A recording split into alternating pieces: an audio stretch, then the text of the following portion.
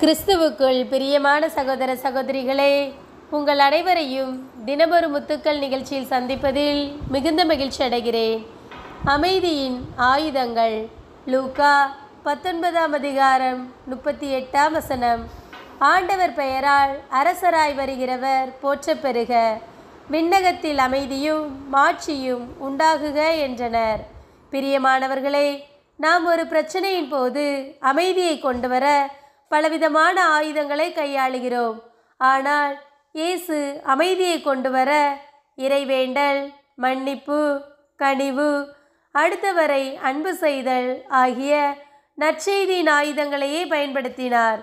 இயேசு எருசலேமில் நுழைந்த நிகழ்வை அமைதி மற்றும் மாட்சியை கொண்டு வரும் ஒரு புதிய அரசரின் வருகையாக அம்மக்கள் பார்த்தனர். எருசலேமே ரோமையரின் ஆக்கிரமிப்பிலிருந்து விடுதலை செய்யும் மாட்சி நிறை அமைதியை கொண்டு வரும் மெசியாவாக அவரை பார்த்து பெரு மகிழ்ச்சியோடு ஆர்ப்பரித்தனர். ஆயினும் இயேசு கொண்டு வந்த அமைதி இவ்வுலகப்படியானது அல்ல. மாறாக அது வன்முறையை நாடாதது.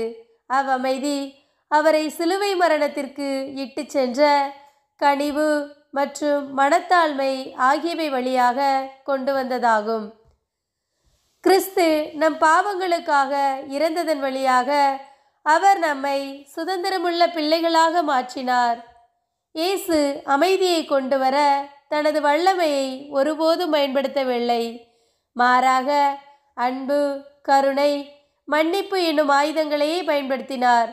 நாமும் இயேசுவை போன்று அமைதியின் நல்வூற்றாய் மாறுவோம்.